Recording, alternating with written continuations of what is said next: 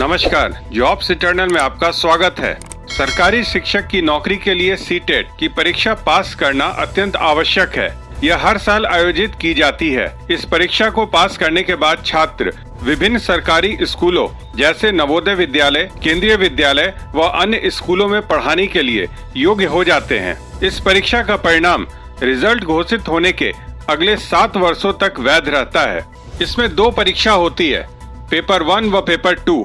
Primary कक्षाओं में पढ़ाई करने के लिए पहला पेपर व कक्षा 6 से 8वीं तक के लिए दूसरा पेपर होता है। इन दोनों पेपर में 150 प्रश्न होते हैं।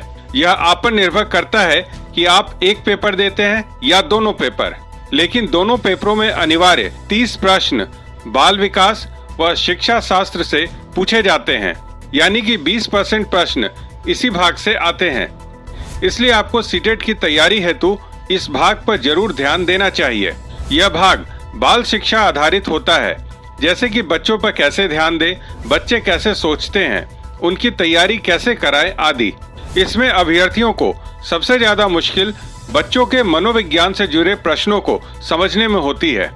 इस सेक्शन में 3 सब सेक्शन हैं। 30 प्रश्नों में 15 प्रश्न बाल विकास के, 5 प्रश्न स्पेशल नीड्स ऑफ चिल्ड्रन से व शेष 10 प्रश्न शिक्षा शास्त्र से पूछे जाते हैं। बाल विकास, इस भाग को हल करने के लिए छात्रों को बच्चों के विकास से जुड़े हर बिंदु पर ध्यान देना चाहिए। बाल विकास के प्रिंसिपल से लेकर सतत इवैल्यूएशन तक सारे प्रमुख कॉन्सेप्ट आपको याद होना चाहिए। दूसरे शब्दों में इस भाग में कॉन्सेप्ट, विचार, सिद्धांत से जुड़े प्रश्न पूछे जाएंगे।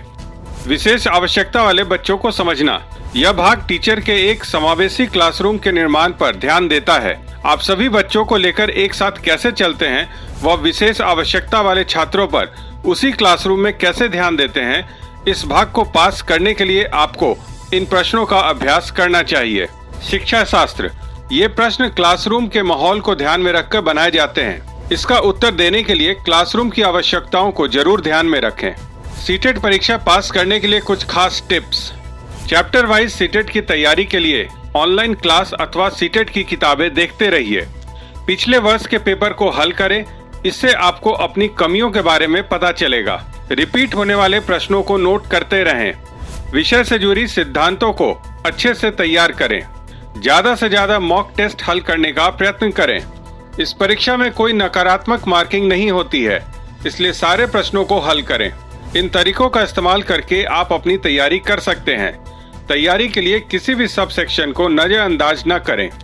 अगर आपको हमारी दी गई जानकारी पसंद आई है तो हमारे चैनल को लाइक, शेयर एवं सब्सक्राइब करें। धन्यवाद।